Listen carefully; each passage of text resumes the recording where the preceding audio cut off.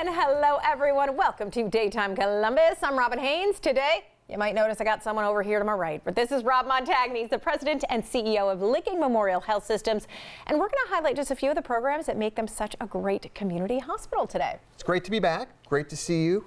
We have such an outstanding staff, medical staff, employees. We're going to highlight the great work they do. We're going to talk about having a baby. We know that is so special. My wife and I, Lauren, had all three of our children, doing great. And then we're going to talk about heart care. There's so much going on, whether it's shoveling snow, maybe you're trying to get that New Year's resolution. So we're going to talk about heart health. Yeah, we got a lot coming up today on the show for you. After we talk about both of those, we're actually going to talk about Intel coming to town. And this is going to be huge, obviously, for Licking County, huge for the state of Ohio, as we know. So we'll go through some of the preparations that are being made. And then we always end with 5 fast facts about Licking Memorial Health Systems. Always great to, get to brag about all the wonderful people and programs you have there, Rob. Only 5? We only have time for 5. I'm sorry. All right. Every year, amongst those, right, there are 1,000 babies plus born at Licking Memorial Hospital. And as any mom knows, prenatal, postnatal care, those are extremely important. Well, we have such an outstanding group of obstetrical staff, physicians, nurses, and they do an awesome job. Dr. Janae Davis is a leader of that group, one of the many leaders. And I think one of the things that we do well at Licking Memorial is we really are proactive, and we really do things that maybe a lot of community hospitals don't typically do to serve the needs of the OB patients. So maybe talk about some of those things. Great. So one of the things that I love about our hospital system is that we implemented recently a program called Centering.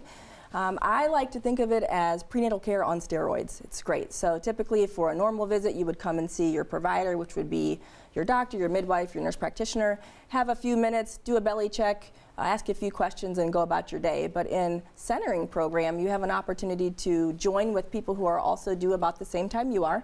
So we identify moms maybe all due in October, all due in September, all due in June, and give them the opportunity to have extensive care that covers a myriad of different topics for them. So maybe your visit will be scheduled the same time, but it's in upwards of an hour. We'll discuss nutrition, what can I eat, what should I, how much weight should I gain, anesthesia options, what am I going to do about my pain control. We might even have an anesthesiologist come and speak with you for the hour.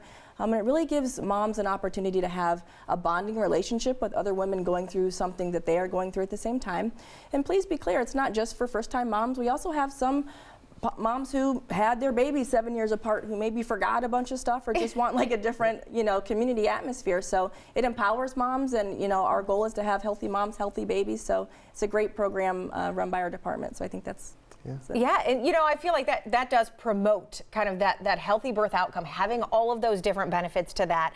And I want to talk about the fact that you are a baby-friendly hospital, and this isn't just given out. This isn't just something that happens to every hospital around the area. So, Dr. Davis, what does that mean for you guys? So excited about being baby-friendly. Yeah, definitely supported by World Health Organization, UNICEF. It gives organizations, particularly hospitals, an opportunity not just in word to say they support breastfeeding, but also in deed. So it's a collective effort. As soon as moms come to the office, they are given little tidbits of information at all of their visits to talk about what are the benefits of breastfeeding, not just for moms, but for babies.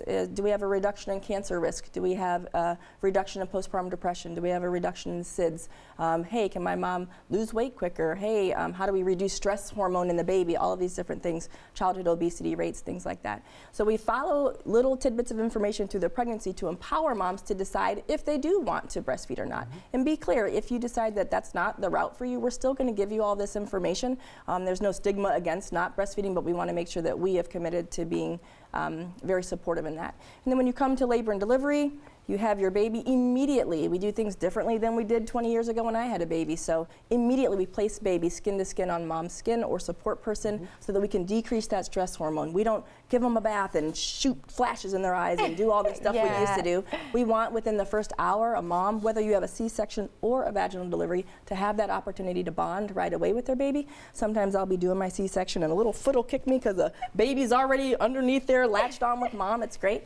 And then on postpartum, same thing. All of our nurses have been trained thoroughly and baby friendly. We have lactation specialists that are there to help. And even after you leave the hospital, maybe it's been a couple days, I'm just feeling a little bit sleepy, I'm not for sure, I'm not for sure, can I come back to postpartum? Absolutely. Have an appointment as a postpartum patient to come back a couple days later so that our specialist can see how is that latch. Is the baby gaining the weight that you need, just to give that extra measure of support. So it's to be confident in what you're doing. Always it's important. a vulnerable time. Yeah, the support is so important. Yeah. You know, on another note that we don't love to talk about, but we recognize that there's a lot of substance abuse disorder, and our goal is to get the baby as healthy as possible right after the delivery. So maybe talk about some of the things we do to try and help mothers and then ultimately the baby. Sure. So thank you for bringing that topic up. It's so dear to me. I think we have been given such a great opportunity as a medical community to now recognize substance misuse disorder as a health condition, not just as a choice. And that gives us an opportunity to reach people in a different way and reach them where they are. So as a community, Licking County has decided to join forces with different organizations to acknowledge that there are barriers to care that people have who are experiencing this disorder as opposed to someone else. It is a really exciting time for a lot of people when they get pregnant. Oh, my mom, oh, my sister, all of my friends are excited. But when you have substance misuse disorder, your barriers to care may be elevated. Maybe you have burned bridges with your family members and so you don't have help and support that way. Maybe you have mistrust of the healthcare system because of a way you've been treated in the past. Maybe you have had to self-select out of support because you have some other support people who are still involved in different activities that are not beneficial to you. So finding community organizations that can help with transportation, mental health access.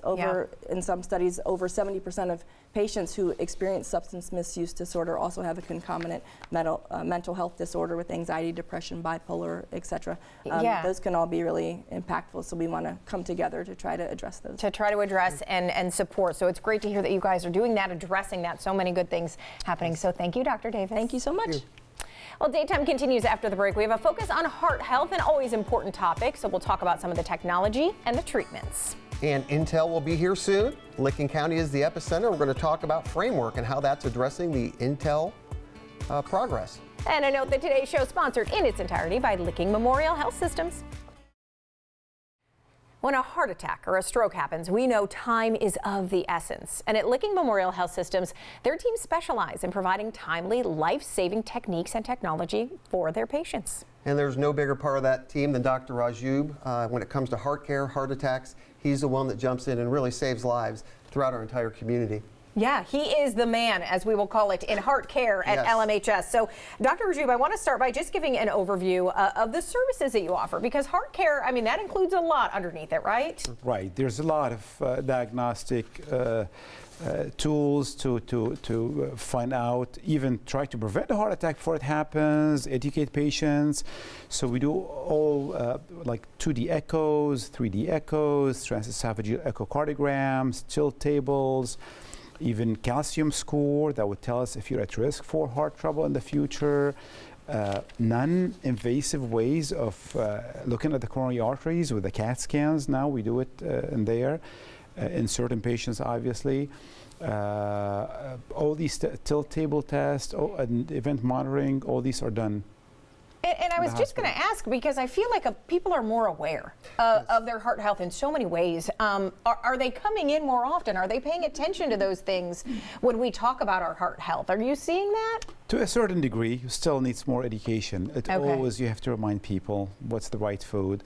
It's always easy to go for the fast food and the easy food, and that's the biggest thing for us, biggest challenge. Smoking still actually prevalent more than we like. These are the main things we try to educate people. These are the things you can change. Genetic stuff you cannot change, obviously, which plays a big role in the heart, but really these are the things we like people to improve their lifestyle, exercise more, do all this stuff. And Licking Memorial do some events here and there to educate the public. And I've been around Dr. Rajoub enough to know, cut down on the soda pop.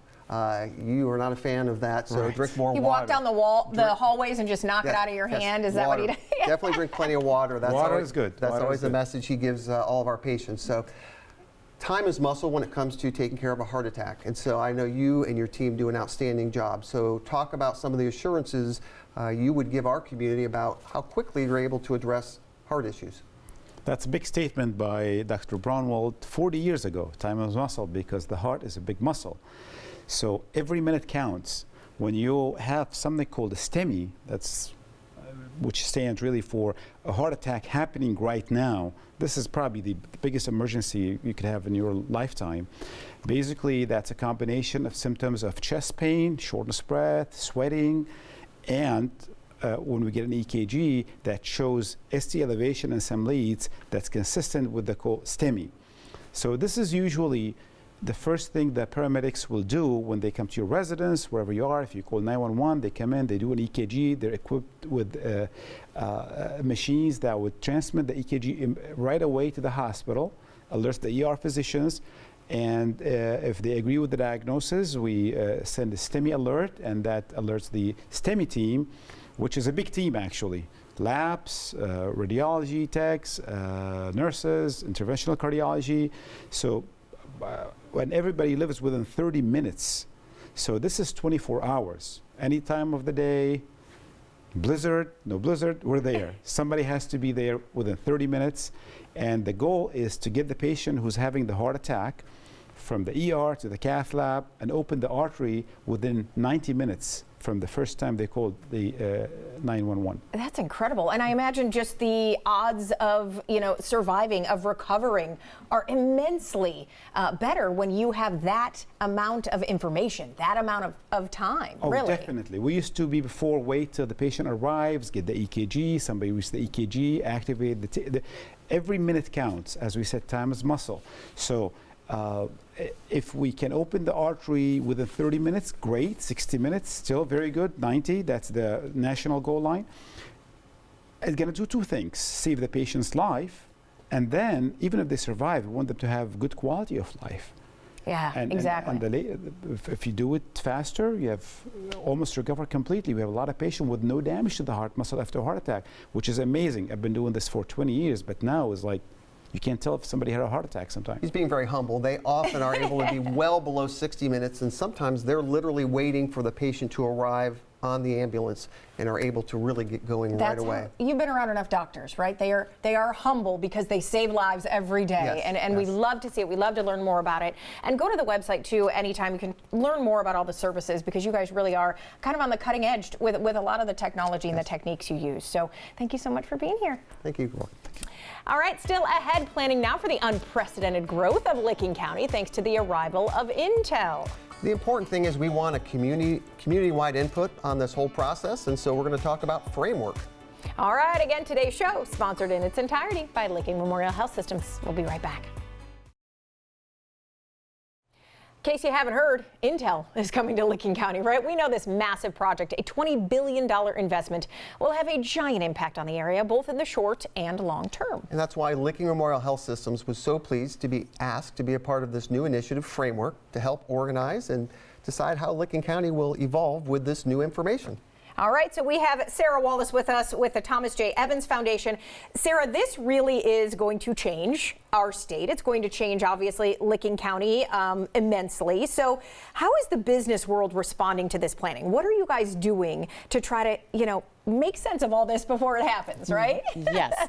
Well, the announcement was made exactly a year ago. So very shortly after that, we really started getting together as a Licking County community to figure out what would be an appropriate response for us to have, and would it make sense for us to put together a public-private partnership to try to do some visioning and planning that would really help the 14 jurisdictions plus county government to be able to have a framework and a real strategy and a vision to inform decisions that were going to be made in those jurisdictions going forward because of the rapid growth in Licking County. So we are really within framework, and this is a 12-month process. We are really looking at all of the comprehensive plans and the data that is available, the planning that's going on right now in Licking County, plus the planning documents that are already in existence.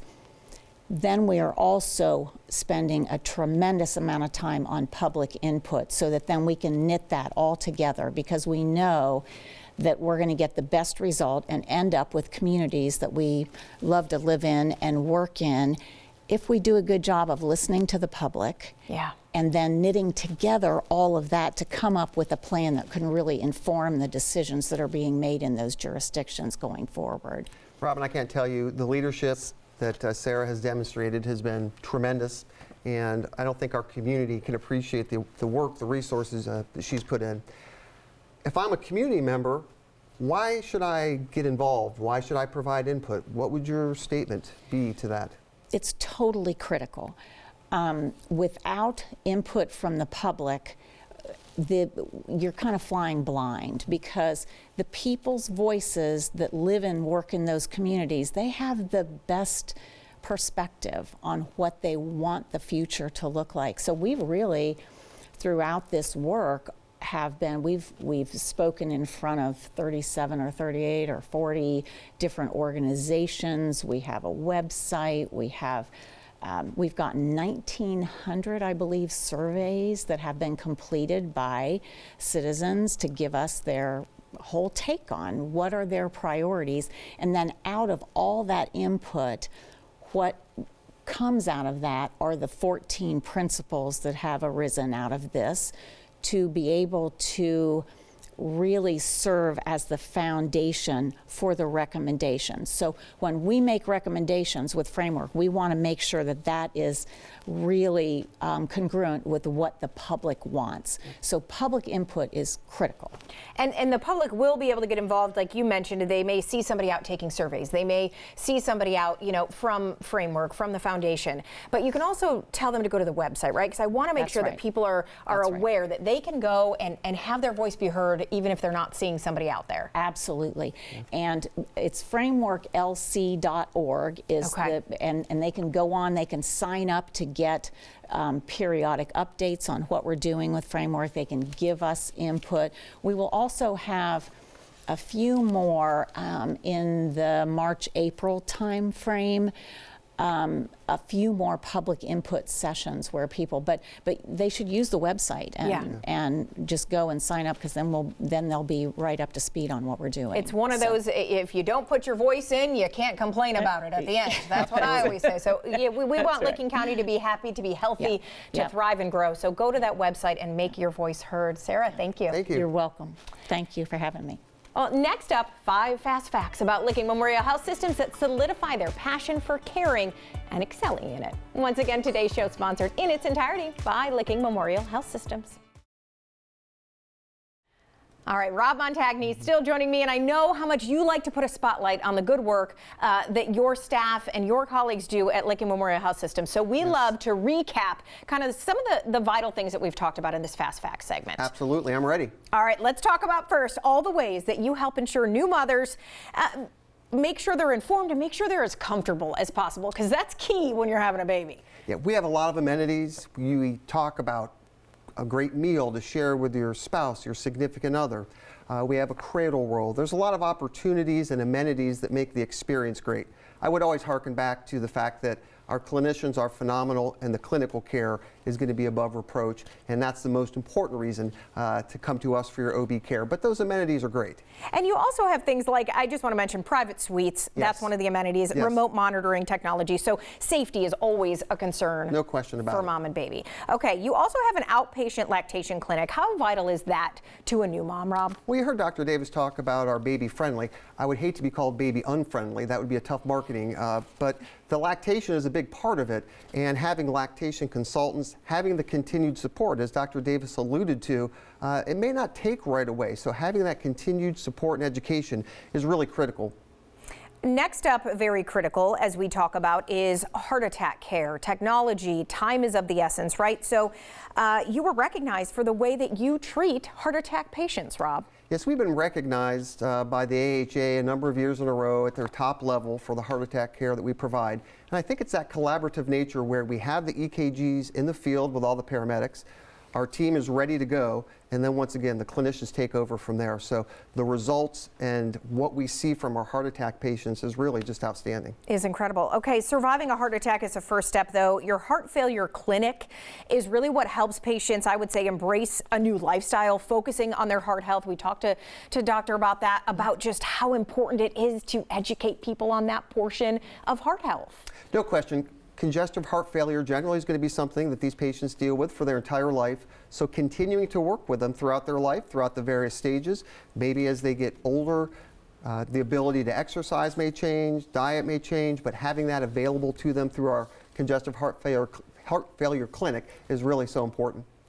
Finally, the Framework Initiative that we just talked to Sarah about, and it's really about, I would say, getting ahead of what your community needs now that Intel is coming. This huge project, jobs are going to change, transportation. I mean, I feel like there is not a facet of your town that is not going to be impacted by this. Yeah, I think the best way to summarize it is I felt, and many folks in Licking County feel, Licking County is a great place to live, to work, and to raise a family.